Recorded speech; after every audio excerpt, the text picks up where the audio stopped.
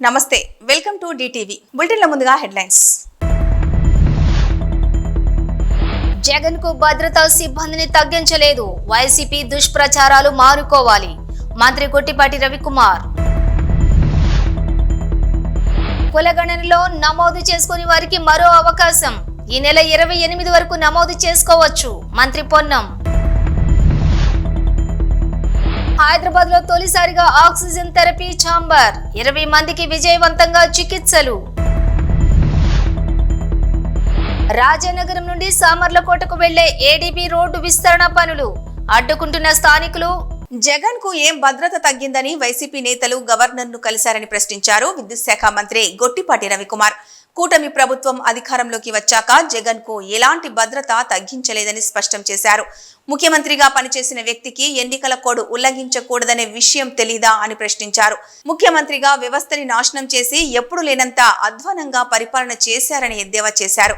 చంద్రబాబు ఇంటి గేటుకు తాళ్లు కట్టిన రోజులు, ఎమ్మెల్యేని దాడికి పంపిన రోజులు గుర్తుకు రాలేదా జగన్ కు అంటూ ప్రశ్నించారు ఆయన. గడిచిన 5 సంవత్సరాల్లో నువ్వు వ్యవస్థలన్నీ కూడా సర్వనాశనం చేశావు.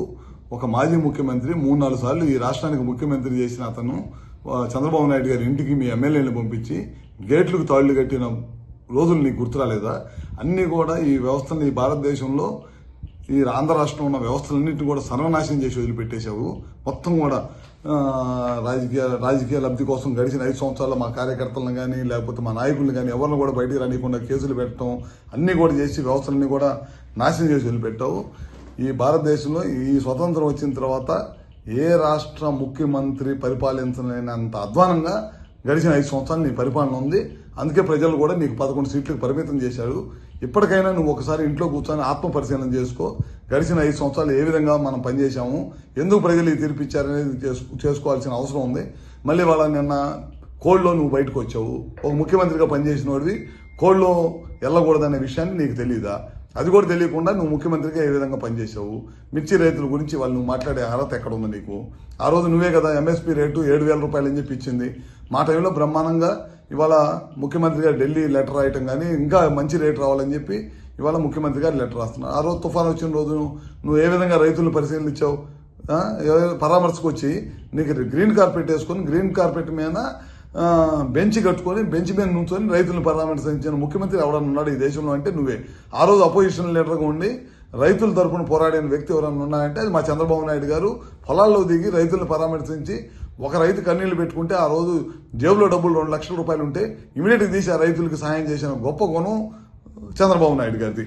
ఇవాళ నువ్వు అన్నీ కూడా మోసపూర్వమైన పనులు చేయటం, నాకు సెక్యూరిటీ అబద్ధపు హామీలు, అబద్ధపు మాటలు, పొద్దున్న లేచిన దగ్గర నుంచి ప్రభుత్వ పనితీరు మీద బురదేయటం తప్పక నువ్వు చేసింది ఏమన్నా ఉందని చెప్పి మరొకసారి తెలియజేసుకుంటూ ఇంకా నువ్వు ఆత్మ పరిశీలన చేసుకోవాలి.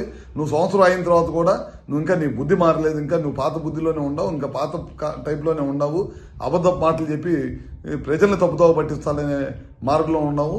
ఖచ్చితంగా మేము ఏదైతే చెప్పాము ఎలక్షన్ ముందు ఇచ్చిన హామీలన్నీ కూడా నెరవేరుస్తాం. తెలంగాణ రాష్ట్రానికి సంబంధించిన మేధావులు, బలహీన వర్గాల నాయకులు, ప్రొఫెసర్లు వివిధ స్థాయిలో ఉన్న అందరి విజ్ఞప్తి మేరకు కుల గణనలో నమోదు చేసుకుని వారికి మరో అవకాశం ఇవ్వడం జరిగిందని అన్నారు మంత్రి పొన్నం ప్రభాకర్ గౌడ్.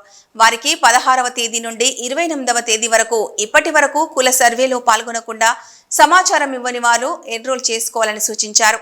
3 పద్ధతుల్లో కుల సర్వేలో సమాచారం ఇవ్వడానికి అవకాశం ఇవ్వడం జరిగిందని, దయచేసి తెలంగాణ సమాజంలో కుల సర్వేలో నమోదు చేసుకోని వారు, సమాచారం ఇవ్వని వారు వివరాలు ఇవ్వమని తెలంగాణ ప్రభుత్వం పక్షాన ప్రతి ఒక్కరికి విజ్ఞప్తి చేస్తున్నా అన్నారు. తెలంగాణ రాష్ట్రానికి సంబంధించిన మేధావులు, బలహీన వర్గాల నాయకులు, ప్రొఫెసర్సు, వివిధ స్థాయిల్లో ఉన్నటువంటి వారి అందరి విజ్ఞప్తి మేరకు తెలంగాణలో ఎవరైతే కుల గణన లోపల వాళ్ళ పేర్లు నమోదు చేసుకోలేదో 16వ తారీఖు నుంచి 28వ తారీఖు వరకు చేసుకోవడానికి 3 పద్ధతులలో అవకాశం కల్పించినాం. దయచేసి తెలంగాణ సమాజంలో ఎవరైతే జనాభా ఈ కులగణ సర్వేలో నమోదు చేసుకొని సమాచారం ఇవ్వలేదో ఈ స్వచ్ఛందంగా ఇచ్చే సమాచారం ఇందులో తప్పకుండా ఎవరైతే మిస్ అయినరో వాళ్ళందరినీ వెంటనే సమాచారం ఇవ్వమని తెలంగాణ ప్రభుత్వం పక్షాన ప్రతి ఒక్కరికి విజ్ఞప్తి చేస్తూ ఉన్నాం. ఇందుకు సంబంధించి ఆనాడు విజ్ఞప్తి చేసిన వాళ్ళు లేదా విమర్శించినటువంటి వాళ్ళు ఇప్పుడు మిస్ అయినటువంటి వాళ్ళందరినీ మోటివేట్ చేపించి ఇందులో జనాభా లెక్కల్లో ఈ యొక్క సర్వేలో భాగస్వాములు అయ్యే విధంగా చూడాలని ఆ సంఘాల మేధావులందరికీ విజ్ఞప్తి చేస్తూ ఉన్నా.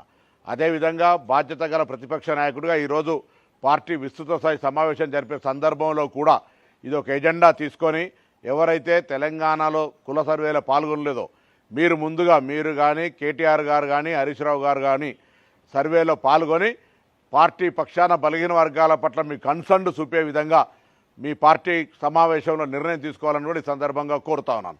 అవి చేయకుండా ఊరికైనా విమర్శలకే పరిమితం అయితే తెలంగాణ బలహీన వర్గం చూస్తూ ఊరుకోదనే మాట మనవి చేస్తూ మరొకసారి తెలంగాణ ప్రజలందరికీ విజ్ఞప్తి చేస్తున్నా. ఇప్పుడు ఇస్తున్నటువంటి అవకాశాన్ని వినియోగించుకొని కుల సర్వేలో భాగస్వాములై తెలంగాణ జనాభా లెక్కల్లో ఉండే విధంగా చూసుకోవాలని విజ్ఞప్తి చేస్తున్నాను.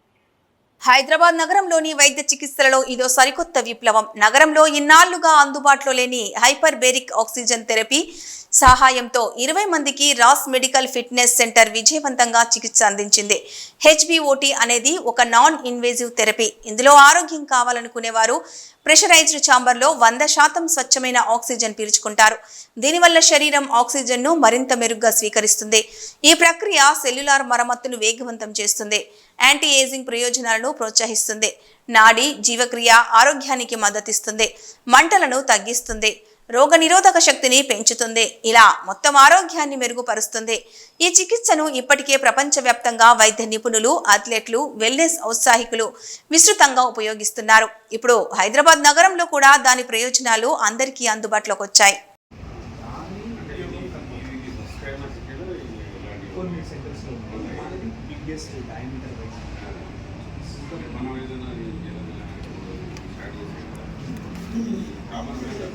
Yes, not only medical, yes, anti-aging,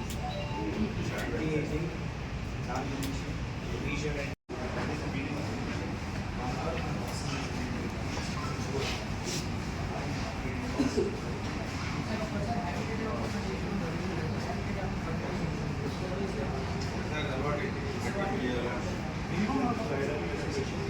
Kakinada జిల్లా జగ్గంపేట నియోజకవర్గం గండేపల్లి మండలం రామేశ్వరపేటలో ADB రోడ్డు ప్రక్కన ఉన్న బిల్డింగ్లను కూల్చివేసేందుకు అధికారులు రావడంతో అక్కడ ఉద్రిక్తత వాతావరణం చోటు చేసుకుంది.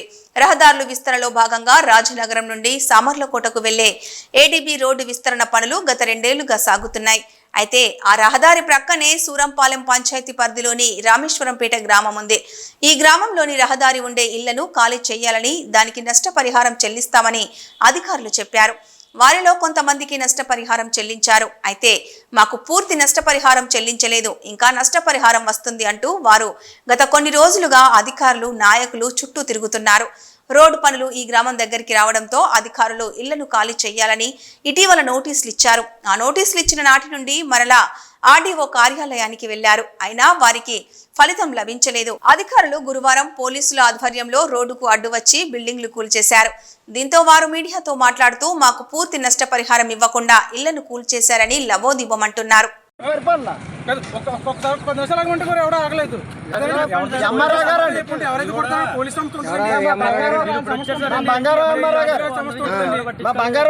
కాలు పట్టుకుంటే కాలుతో దానిపోయాడు బాబు. ఒక్క గంట టైం ఇవ్వండి, సట్రాలు బ్యాలెన్స్ కూడా వేయకండి. ఎవరిదైనా కూడా ఎత్తారండి. కొన్ని మీరు బ్యాలెన్స్ చేస్తారు, మీరు ఖాళీ చేయట్లేదు, మీరు నచ్చిన కొట్టుకుంటూ వెళ్ళిపోతారు. ఇంకా దగ్గర 5 లక్షల వరకు చిల్లర రావాలండి. ఒకరికే మొత్తం అంతా కొంచెం బ్యాలెన్స్ ఉన్నాయి ప్రతి ఒక్కరికి. 3,70,000 రావాలండి. ఇంకా ఏమి ఇవ్వలేదండి. ఇవ్వండి ముళ్ళు కాంతం ఇవ్వలేదండి. డబ్బులు ఇవ్వకుండా వచ్చే చొప్పుడుగా అందులోనే 2 లక్షల రూపాయలు సామాన్లు ఉంటే తప్పకుండా లేదు నిన్న అందులో కొట్టేయమంటావు అని అడిగారు. జీపీకి ఇచ్చేస్తారు. చొప్పుడుకి పతనం కొట్టేసారు. నా చేసాలో అంటే సామాన్లు అన్నీ గంటలో తీసారు. ఇప్పుడు ఏంటి అడిగాం కదా, నాకు పక్క వెళ్ళిపోయి చూస్తారు కదా, మీరే చూస్తారు ఎదుర్కొంటానే. అడిగా ఇంకా డబ్బులు బ్యాలెన్స్ పెండింగ్ అప్రూవల్ అవుతాయి అంట. ఏం అప్రూవల్ అవుతాయి? పెట్టేందా మరి తీర్థం అవుతాయి, మరి పెన్నం అవుతాయి. అప్రూవల్ ఇంకేమైనా అవుతాయి? మరి కొట్టేయిన తర్వాత ఇంకేం అవ్వవు కదా. ఏమన్నా మీరు అప్పుడే ఎవడు ఏం చేస్తారని అడుగుతాడు. మరి అడగండి, వచ్చి మీరు చెప్పండి. డబ్బులు చేసుకుంటే ఏం చెప్తారు? అక్కడ అడగండి. డబ్బులు అనుకుంటారా? మీకు ఇంకా బ్యాలెన్స్ అడగండి. అడగండి ఎవరు కొట్టించేస్తారు? ఇంకా మీకు డబ్బులు అయినా పైసా చేస్తాం. ఇంకే అబ్బాయి మీ అకౌంట్ మీకు చూపించాం, క్లియర్ అయిపోయింది. ఎవడు అడగడం కానీ సరిపోవడం లేదు. బ్యాలెన్స్ పెండింగ్లో పెట్టి ఇంకా ఇప్పుడు కూడా కొడేస్తున్నారు కదా ఆఫ్ చేయకంటే.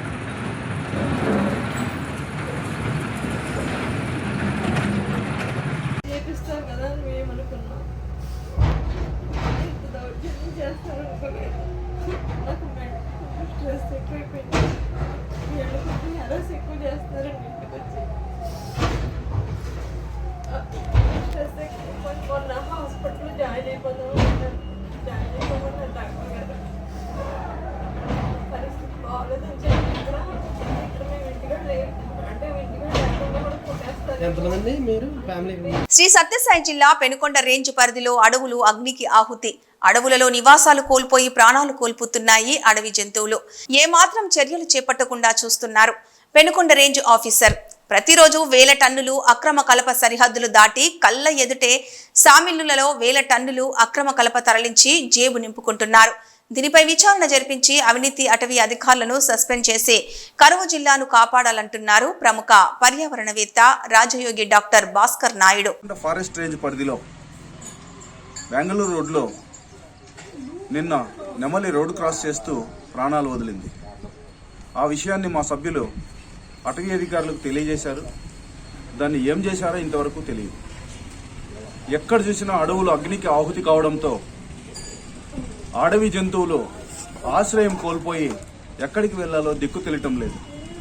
ఇది అటవీ అధికారుల నిర్లక్ష్యమా, ప్రభుత్వాల నిర్లక్ష్యమా, లేదా ప్రజల అమాయకత్వమా అర్థం కావటం లేదు. సహజ వనరులైన అడవులను ఈ విధంగా కాల్ చేసుకుంటే భవిష్యత్తుకు మనం ఏమివ్వగలం? సీఎం గారి 2047 విజన్ ఏమైనట్టు? వారి ఆశయాలను లోకల్ అధికారులు గౌరవించడం లేదా ప్రశ్నించేవారు లేరా? కరువు జిల్లాలో అడవులను కాపాడే పరిస్థితి ఇప్పటికైనా మారుతుందా? జాతీయ పక్షి అయిన నెమలిని కూడా రోడ్డు క్రాస్ చేసి చనిపోతే ఏం జరిగిందో తెలియజెప్పలేని పరిస్థితుల్లో అటవీ అధికారులు ఉన్నారు. ఒక పక్కన రోజు వేల టన్నులు అక్రమంగా కలప నరికి సామిలకు తరలించడంతో పాటు ఇతర రాష్ట్రాలకు ప్రత్యక్షంగా తరలిస్తున్నారు. పర్యావరణవేత్తలపైన దాడులకు వస్తున్నారు. ఆ విషయాన్ని చెబితే సామిల ఓనర్లను వెనక్కేసుకొస్తున్నారు. ప్రత్యక్షంగా రెవెన్యూ తర్వాత ఈ ఫారెస్ట్ రేంజ్ అధికారుల పైన విచారణ జరిపించాలి.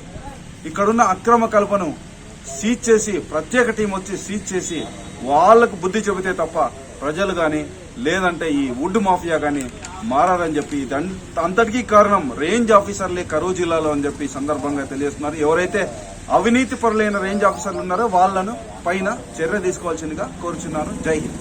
రాజన్న సిరిసిల్ల జిల్లా ముస్తాబాద్ మండల కేంద్రంలో మండల ఆర్యవైశ్య సంఘం ఆధ్వర్యంలో ఢిల్లీ ముఖ్యమంత్రిగా రేఖా గుప్తా ప్రమాణ స్వీకారం చేయడాన్ని హర్షిస్తూ మండల ఆర్యవైశ్య సంఘ సభ్యులు టపాసులు కాల్చి స్వీట్లు పంపిణీ చేసి సంబరాలు ఘనంగా నిర్వహించారు. ఈ సందర్భంగా మండల ఆర్యవైశ్య ప్రధాన కార్యదర్శి సంతోష్ గుప్తా మాట్లాడుతూ దేశ ప్రధాని మోదీ ఆర్యవైశ్యులను గుర్తించి ఆర్యవైశ్య బిడ్డను ఢిల్లీ సీఎంగా ప్రకటించినందుకు ముస్తాబాద్ మండల ఆర్యవైశ్య సంఘం సభ్యుల తరపున కృతజ్ఞతలు తెలుపుతూ అలాగే ఢిల్లీలో 16 మంది ఎమ్మెల్యేలు అవ్వడం ఆర్యవైశ్యులకు గర్వకారణమని, వ్యాపారమే కాకుండా ఆర్యవైశ్యులంతా రాజకీయంగా ఆర్థికంగా బలోపేతం కావాలన్నారు. ఈ కార్యక్రమంలో మాజీ జెడ్పీటీసీ మట్టా వెంకటేశ్వరరెడ్డి, మండల ఆర్యవైశ్య సంఘం అధ్యక్షులు మాచెట్టి లక్ష్మణ్ గుప్తా, కార్యదర్శి కూర సంతోష్, ఉప్పల చంద్రం, శ్రీనివాస్, సతీష్, బొంతుగుల రాజు, గందె విజయ్ కుమార్, కూర భిక్షపతి, రాజూరి పెంటయ్య, అరవపల్లి సుదర్శన్, రమేష్, మండల పట్టణ ఆర్యవైశ్య సంఘ సభ్యులు పాల్గొన్నారు.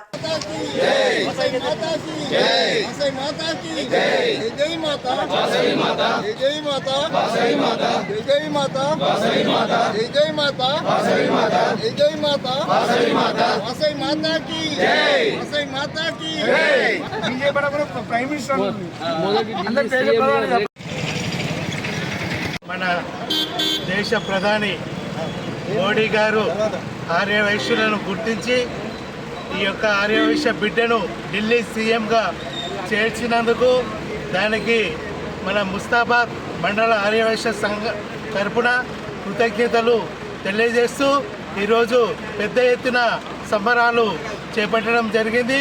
అదేవిధంగా ఆర్యవైశ్యులందరూ కూడా రాజకీయంగా ఎదుగుదల ఉండాలని, అందరూ కూడా రాజకీయంగా ముందుకు రావాలని కోరుచున్నాము. మన ఢిల్లీలో 16 మంది ఎమ్మెల్యేలు ఆర్యవైశ్యులు గెలవడం చాలా సంతోషదాయకమైన విషయం. అదేవిధంగా మన తెలంగాణ రాష్ట్రంలో కూడా భవిష్యత్తులో ఆర్యవైశ్యులందరూ కూడా రాజకీయంగా ఎదగాలని ఈ సందర్భంగా మా ముస్తాబాద్ మండల ఆర్యవైశ్య సంఘ సభ్యులందరం కూడా తెలియజేస్తున్నాం. ఢిల్లీ సీఎంగా మా ముద్దుబిడ్డ ఆర్యవైశ్య ముద్దుబిడ్డ రేఖా గుప్తా గారికి కూడా కృతజ్ఞత అభివందనలు, ధన్యవాదాలు మోడీ గారికి కూడా తెలియజేస్తున్నాం. మన దేశ రాజధాని అయిన ఢిల్లీ రాష్ట్రానికి ముఖ్యమంత్రిగా రేఖా గుప్తా గారిని ఏకగ్రీవంగా సిఎల్పి అక్కడ ఎన్నుకోవడం జరిగింది. దీనికి మట్ట వెంకటేశ్వరరెడ్డి మాజీ జెడ్పీటీసీ సిరిసిల్లలో బీజేపీ జిల్లా అధ్యక్షుడు రెడ్డబోయిన గోపి గురువారం మీడియా సమావేశం నిర్వహించారు. జిల్లాలో 2 నియోజకవర్గాలలో భారతీయ జనతా పార్టీ జెండా ఎగురవేసేందుకు ప్రయత్నం చేస్తానన్నారు. పట్టభద్రులను ఓటు అడిగే హక్కు కాంగ్రెస్ పార్టీకి లేదన్నారు. ఎన్నికల ముందు చాలా హామీలు ఇచ్చారు, ఏ ఒక్క హామీని కూడా నెరవేర్చలేదన్నారు. పట్టభద్రులు ఉపాధ్యాయులకు ఏ కష్టం ఎదురైనా భారతీయ జనతా పార్టీ ఉంటుందన్నారు. ఉపాధ్యాయులందరూ మల్కా కొమరయ్యకు ఓటు వేసి గెలిపించాలని, గ్రాడ్యుయేట్స్ అంజిరెడ్డిని గెలిపించాలని పిలుపునిచ్చారు. మిత్రులందరికీ నమస్కారం.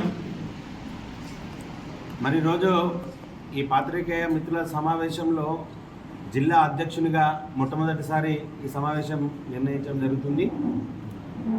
ఈరోజు భారతీయ జనతా పార్టీలో కష్టపడిన వాళ్లకు ఫలితం ఉంటుందన్న దానికి ఇది ఒకటి నిదర్శనం. సామాన్య కార్యకర్త స్థాయి నుండి ఈరోజు ఈ స్థాయికి నాకు భారతీయ జనతా పార్టీ అవకాశం కల్పించింది.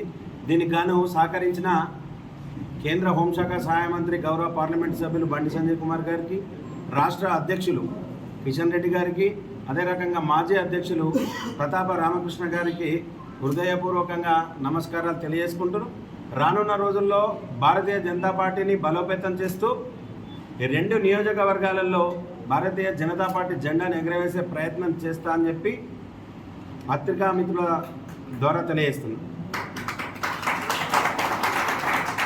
అదే రకంగా జరుగుతున్న ఎమ్మెల్సీ ఎలక్షన్లో దాదాపుగా భారతీయ జనతా పార్టీ అభ్యర్థుల విజయం ఖరారైనట్టు కనిపిస్తూ ఉంది.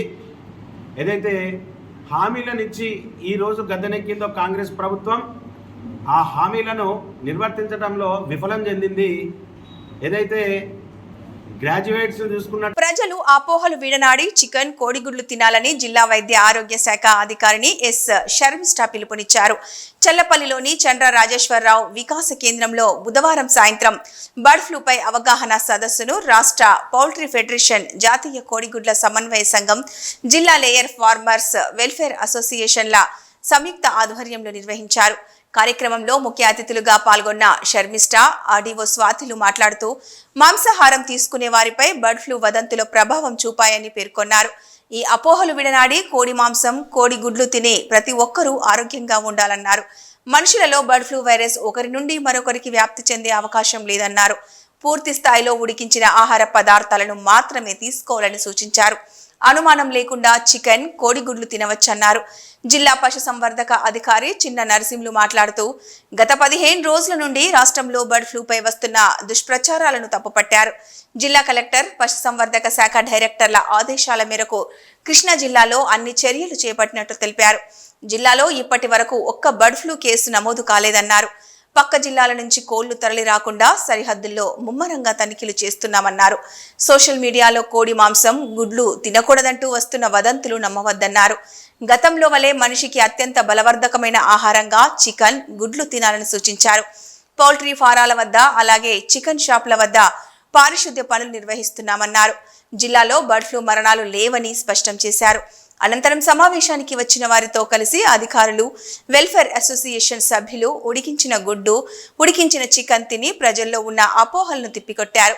ఈ కార్యక్రమంలో డాక్టర్ డిఆర్కే ప్రసాద్, అమ్మే కోళ్ల అసోసియేషన్ అధ్యక్షులు వి బాలకృష్ణ, విజయవాడకు చెందిన Srinivas, hatcheries joint managing director doctor Somireddy, technical director doctor SS Prasad, నిమ్మగడ్డకు చెందిన senior poultry farmer Malempati Kanchanarao, ప్రముఖ రైతు గుత్తికొండ కోటేశ్వరరావు, నాగల్ల ప్రణీతులతో పాటు పశుసంవర్ధక శాఖ అధికారులు, పౌల్ట్రీ ఫారాల రైతులు తదితరులు పాల్గొన్నారు. పదం అనేది ఒక పానిక్ సిచ్యుయేషన్ క్రియేట్ చేసింది. బోత్ పౌల్ట్రీ ఇండస్ట్రీ మీద కానీ యాజ్ వెల్ యాజ్ మన ఎవరైతే నాన్ వెజ్లో చికెన్ ఇంట్రెస్ట్గా తినే వాళ్ళు ఉంటారు, ఎగ్స్ తీసుకునే వాళ్ళు, డైలీ ఎగ్ తీసుకునే వాళ్ళు ఉంటారు. మరి వేరియస్ రీజన్స్ న్యూట్రిషన్లో కంప్లీట్లీ ప్లాంట్ ఫుడ్ అంటే మనం ఎగ్నే తీసుకుంటాము. అది తీసుకున్నప్పుడు చాలామంది దాన్ని కూడా ఎగ్స్ తినడం మానేయడం జరిగింది. ఈ అపోహను ఏదైతే ఉందో అపోహను తొలగించాలి అనే ఉద్దేశంతో నేను మెయిన్గా వచ్చాను. ఇంకొకటి ఏంటంటే మనకి ఎట్టి పరిస్థితుల్లో కూడా హ్యూమన్స్కి ఎఫెక్ట్ కాదు. ఎందుకంటే అక్కడ అది మెయిన్గా avian flu, avian influenza virus బర్డ్స్కి ఇన్ఫెక్ట్ అవుతుంది. కానీ మీరు అడగచ్చు, ఒకళ్ళకి వచ్చింది కదా, ఆ వైరస్ కానివ్వండి, అక్కడ ఉన్న డస్ట్ పార్టికల్స్ కానీ లోపలికి ఆ హ్యాండిల్ చేసేటప్పుడు ఆ ఎక్స్ట్రా కానీ చనిపోయిన చికెన్స్ అవన్నీ కూడా హ్యాండిల్ చేసేటప్పుడు మోర్ వైరస్ లోడ్ ఉంటుంది. ఆ వైరస్ లోడ్ ఉన్నప్పుడు న్యాచురల్గా మనకి ముక్కుల్లోకి వెళ్ళటం, సరైన ప్రాపర్ బయోసేఫ్టీ మెజర్స్ ఫాలో కాకుండా ఉన్నప్పుడు ఎఫెక్ట్ అయ్యి ఉన్న దాఖలాలే ఉన్నాయి. కానీ ప్రాపర్గా చేస్తే మనకి హ్యూమన్ ఫ్లూని బర్డ్ నుంచి హ్యూమన్కి రాదు, హ్యూమన్ నుంచి ఇంకొక హ్యూమన్కి కూడా రాదు. మీకు కోవిడ్ వైరస్లో ఒకరి నుంచి ఒకరికి చాలా ఫాస్ట్గా మూవ్ అయ్యింది. కానీ ఇక్కడ ఫ్లూ అనేది అసలు చికెన్ నుంచే మనకి రాదు, మన నుంచి ఇంకొకటికి వస్తుందనే ప్రసక్తే లేదు. అందుకని చెప్పి నేను అందరినీ రిక్వెస్ట్ చేసేది ఏంటంటే, ఇప్పటివరకు ఏదైతే అపోహల వల్ల మనం తినకుండా మానేసేదాన్ని దయచేసి చేయబాకండి. హ్యాపీగా చికెన్ని, ఎగ్స్ని ఎంజాయ్ చేయండి. కానీ కుక్కుడు చేసేటప్పుడు ఏ ఆహారాన్ని అయినా కానీ, ఇదే నేను ఒక ఎగ్ని కాదు చికెన్ గురించి చెప్పట్లేదు, ఏ ఆహారాన్ని కూడా సగం నిలబెట్టడము, మ్యారినేట్ చేసి ఫ్రిడ్జ్లో పెట్టుకుంటాం, ఇలాంటివి చేయడం. అప్పటికప్పుడు శుభ్రంగా వేడి దానిలో వండుకొని సమతులంగా వండుకొని శుభ్రంగా తినండి. అలాగే ఆమ్లెట్ వేసుకునే వాళ్ళు బిఫోర్ దట్ ఎగ్స్ని ప్రాపర్గా క్లీన్ చేసుకొని శుభ్రం చేసుకొని పాడుకుంటే ఇదే కాదండి, ఇంకా ఏ రకమైన బ్యాక్టీరియా కానీ, ఎందుకంటే ఎగ్స్. ఉపాధ్యాయ పట్టభద్రుల ఎన్నికల్లో మంచి నాయకుడిని ఎన్నుకొని సమస్యల పరిష్కారానికి కృషి చేయాలని టీఎన్జీఓ రాష్ట్ర అధ్యక్షుడు మారం జగదీశ్వర్ అన్నారు. ఈ మేరకు సిద్దిపేట జిల్లా కేంద్రంలోని ఎన్జీఓ భవన్లో మీడియా సమావేశం నిర్వహించారు. పెండింగ్లో ఉన్న 5 DEలను త్వరలో విడుదల చేస్తామని సీఎం హామీ ఇచ్చారంటూ పేర్కొన్నారు. నిన్న ఆర్థిక శాఖలో రివ్యూ చేసినప్పుడు గౌరవనీయులైన ముఖ్యమంత్రి గారు రేవంత్ రెడ్డి గారు, అలాగే మల్లు భట్టి విక్రమార్క గారు ఆర్థిక శాఖ మంత్రులు మాట్లాడినప్పుడు ఉద్యోగులకు రోజు 10 కోట్లు చొప్పున పెండింగ్ బకాయిలు ఇవ్వాలని, నెలకు 300 కోట్లు అయితే అని చెప్పిన సందర్భంలో ఈరోజు ముఖ్యమంత్రి గారిని కలవడం జరిగింది.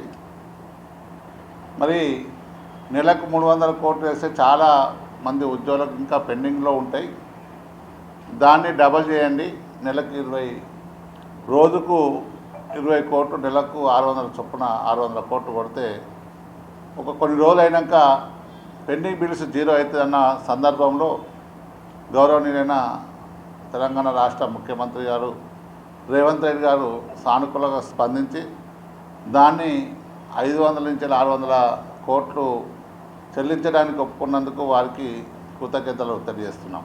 కోతుల బెడద రైతులకు తప్పడం లేదు. ఎక్కడ చూసినా కోతులు, అడవిలో ఉండాల్సిన కోతులు జనావాసాల పంట పొలాల్లో తిరుగుతూ ఇబ్బందులు పెడుతున్నాయి.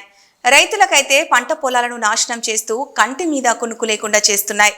రైతులు పంటలను కాపాడుకోవడానికి వినూత్నంగా ఆలోచించి కొండముచ్చుల ఫ్లెక్సీలతో ఏర్పాటు చేసి అందరికీ ఆదర్శంగా నిలుస్తున్నాడు ఆ రైతు. పెద్దపల్లి జిల్లా కాల్వ శ్రీరాంపూర్ మండలంలోని పందిళ్ల గ్రామానికి చెందిన దెబ్బేట సంపత్ తను సాగు చేస్తున్న భూమిలో మొక్కజొన్న పంట వేయగా పంట చేతికి వచ్చే సమయంలో కోతుల బెడద ఎక్కువగా ఉండి మొక్కజొన్న చేను ఖరాబ్ చేస్తుండటంతో రైతు వినూత్నంగా ఆలోచించి కొండముచ్చుల ఫ్లెక్సీలు తయారు చేయించి మొక్కజొన్న చేను చుట్టూ ఆ ఫ్లెక్సీలు ఏర్పాటు చేయడంతో కోతుల బెడద తగ్గిందని రైతు సంపత్ తెలుపుతున్నాడు. కోతుల దండయాత్ర తిప్పికొట్టేందుకు కొండముచ్చుల ఫ్లెక్సీల ఏర్పాటే కాదు, నిత్యం ఉదయం సాయంత్రం వేలల్లో టపాసులు కూడా పేల్చి కోతుల బెడద నుంచి తప్పించుకొని పంట దిగుబడిని పెంచుకునేందుకు రైతులు నానా తంటాలు పడుతున్నారు. అన్న నా పేరు సంపద, మాది పందిళ్ళ. ఈ మక్క చేను వేసుకున్న కాంచరి కోతులు బాగా వస్తున్నాయని చెప్పి ఫ్లెక్సీలు కట్టుకున్నాం. కొండే కదా కట్టుకున్న కాంచరి కొంచెం పంట చేను అనేది కొంచెం మాకు బెటర్గా ఉంది. ఇప్పుడు ఈ జమ్మిగుండతో తీసుకొచ్చి కట్టినాము, మంచిగా ఉంది. 400 ఖర్చు అయింది. ఇవి ఈ బులెటిన్ అప్డేట్స్.